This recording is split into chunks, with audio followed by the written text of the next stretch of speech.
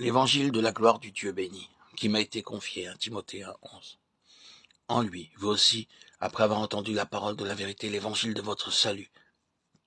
En lui, vous avez cru et vous avez été scellés du Saint-Esprit, qui avait été promis, lequel est un gage de notre héritage, pour la rédemption de ce que Dieu s'est acquis, pour célébrer sa gloire. Éphésiens 1:13-14. Faites en tout temps par l'Esprit toutes sortes de prières et de supplications.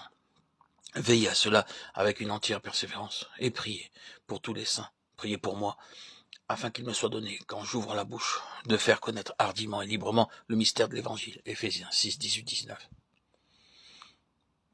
Il y a une ou deux choses que nous devons noter en relation avec ce qui a été cité. Ces passages sont tous caractérisés par la densité des termes employés, c'est-à-dire qu'ils sont écrits très près de la fin de la vie de l'apôtre Paul, alors qu'il est en possession d'une révélation très complète qui a grandi tout au long de sa vie de serviteur du Seigneur. À la vision initiale, il a été ajouté la révélation, un élargissement de la connaissance spirituelle, parfois de manière spéciale, mais s'inscrivant dans le cours normal de sa marche continuelle avec le Seigneur. Ici, alors que cette révélation a pratiquement atteint sa pleine mesure, compte tenu de sa course terrestre ici-bas, ces paroles émergent issues de tout son ministère. L'évangile de la gloire de Dieu, l'évangile de votre salut, le mystère de l'évangile. Vous noterez que sa lettre aux Éphésiens commence avec la seconde de ces expressions et se termine avec la troisième. Il n'y a pas deux évangiles différents. L'évangile de votre salut, le mystère de l'évangile. L'évangile n'est pas séparé en deux parties. Il y a un seul évangile, rassemblé dans cette expression, l'évangile de la gloire de Dieu.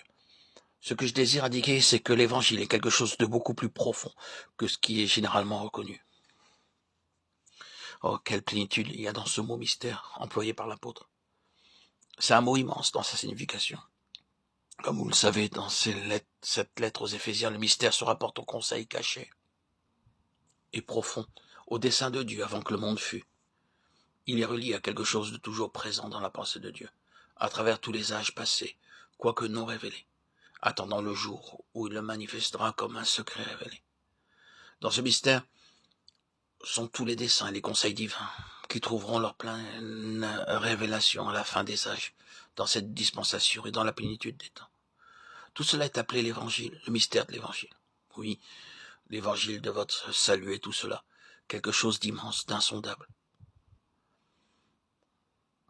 Dans cette courte lettre, tout est résumé par des superlatifs imbriqués les uns aux autres. Vous sentez que l'apôtre est rempli de tout cela, est très près d'une explosion. Il ne peut pas trouver tout dans les mots d'un riche langage pour exprimer lui-même tout ce qu'il appelle le mystère, l'administration de ce mystère qui lui a été confié. C'est immense. Et quand il écrit sa lettre à Timothée, il va au-delà de tout ce qui a été exprimé, en résumant l'immense signification de tout cela par une petite expression, l'évangile de la gloire du Dieu béni. Voulez-vous vous arrêter un peu pour réfléchir à cela? Quel est cet évangile? C'est l'évangile de la gloire de Dieu. Maintenant comprenez cela si vous le pouvez. Sondez la gloire de Dieu si vous le pouvez.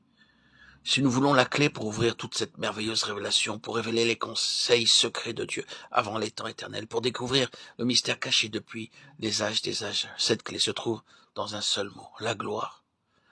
Ce seul mot est la clé de tout, d'éternité en éternité. Comprendre ce qu'est la gloire implique de comprendre Dieu, car il est le Dieu de gloire. Le Dieu de gloire apparu à notre Père Abraham, Acte 7:2. Cela nécessite aussi d'expliquer son intention concernant la création, car au centre de sa création, il y a ce mot qui exprime son intention, la gloire de Dieu. Si nous saisissons la signification de la gloire, nous connaîtrons notre appel, car nous sommes appelés à sa gloire éternelle, 1 Pierre 5:10, pour célébrer sa gloire, Éphésiens 1:4-6. En outre, nous commencerons alors à comprendre notre vocation et notre service, car après tout, en quoi consiste le service de Dieu? Tout service de Dieu et pour Dieu peut être mesuré en tant que valeur spirituelle par un mot, la gloire de Dieu.